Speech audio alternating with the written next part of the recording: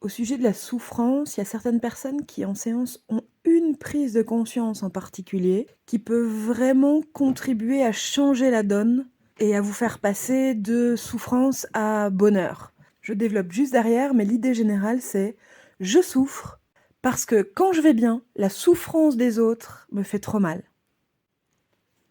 Pour bien comprendre ça, j'aimerais vous inviter à repenser à toutes les fois où un contraste d'expérience a été désagréable pour vous. Je pense à quand vous êtes au soleil, que votre corps a chaud, vous êtes bien, et d'un coup, quelqu'un vous fait la blague de vous mettre un glaçon dans le t-shirt. Pas très agréable, le contraste. Vous êtes en train de dormir tranquillement, et là, vous avez zappé qu'il restait une alarme sur votre téléphone, ou votre enfant vous a fait une blague. Vous étiez peut-être même en train de faire un beau et doux rêve, et d'un coup, vous sort de votre sommeil un ouh là là, quel contraste désagréable quand c'est dans ce sens-là, n'est-ce pas? On entend même les gens dire: «C'est violent quoi, ce que tu m'as fait là, de me mettre un glaçon alors que j'avais chaud» ou «C'est vraiment brutal de m'avoir fait la blague, de me mettre un réveil aussi, dur, bruyant, alors que, je suis censée être peinarde en train de faire une grasse matinée». On pourrait même dire que d'un certain point de vue, ce contraste fait souffrir. Eh bien, si je reprends ces exemples, on peut assez facilement imaginer qu'une personne qui a déjà froid va moins souffrir de la blague du glaçon dans le t-shirt. Ce que je suis en train d'amener là, c'est l'idée que peut-être, si vous manquez d'estime de vous, si vous manquez de confiance en vous, si vous êtes loin d'être fier de vous, si vous êtes loin de vous trouver beau, belle, si vous êtes loin, pardon, si vous êtes loin de vivre à plein potentiel, si vous avez de la souffrance physique, de la souffrance émotionnelle, de la souffrance psychique qui vous pollue la vie, si vous vous sentez retenu dans votre bien-être dans la vie, il serait intéressant de vérifier si votre inconscient n'a pas, pour vous protéger, développé une stratégie de subluxation, vivre en dessous de sa lumière, pour que l'ombre des autres ne soit pas vécue comme une souffrance pour vous. Rappelez-vous, si j'ai déjà froid, le glaçon fait moins mal. Si je suis déjà réveillée, la sonnerie du réveil me fait moins mal. Si je suis déjà triste, la tristesse des autres me fait moins mal. Tandis que je vous parle là, je pense au livre, alors comment il s'appelle? Le magasin des suicides, je pense. J'ai pas l'auteur en tête. C'est l'histoire d'un petit garçon ultra heureux qui débarque dans une famille de personnes qui, depuis des générations et des générations, vendent des articles qui aident les gens à se suicider. Donc c'est vraiment l'histoire d'un petit garçon qui voit la vie en rose, qui atterrit dans une famille qui voit la vie en gris.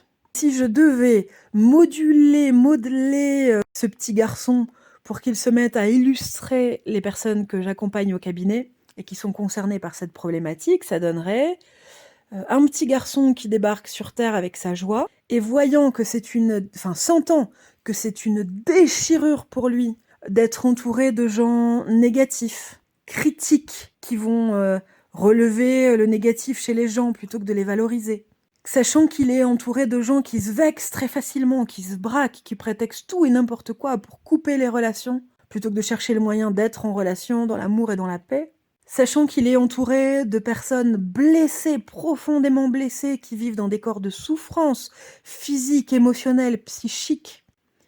Et sachant surtout que quand il perçoit ça, par contraste avec ce qu'il vibre lui, ça lui fait tellement mal dans sa chair qu'il va se mettre lui-même à devenir plus triste, plus souffrant, plus préoccupé, plus en difficulté.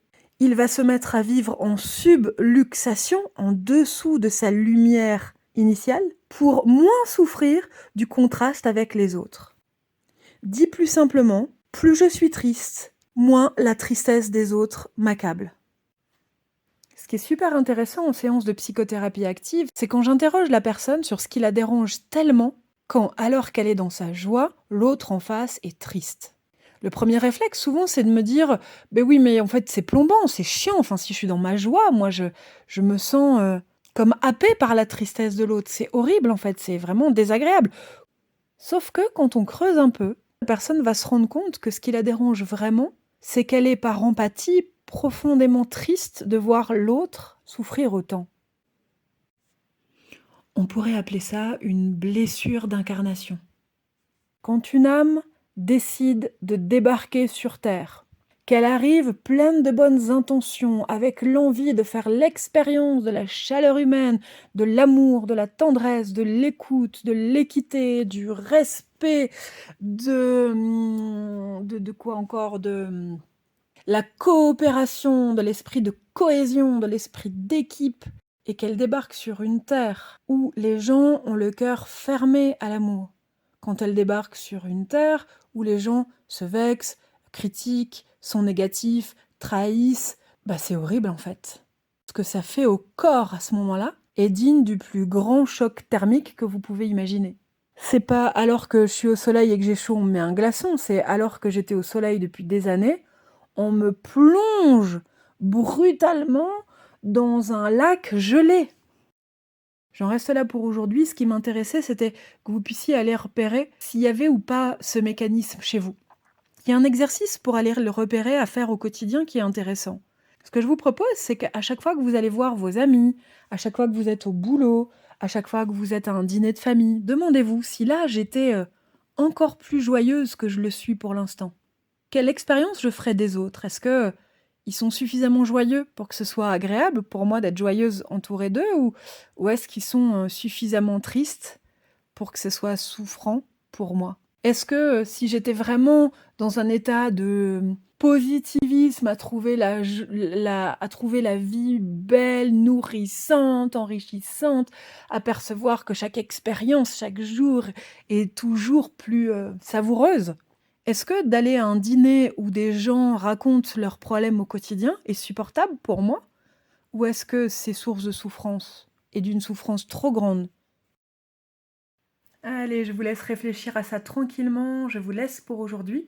Si vous avez envie d'être accompagné par moi ou besoin d'être accompagné, je vous donne toutes les informations sur ce que je vous propose en description de ce podcast.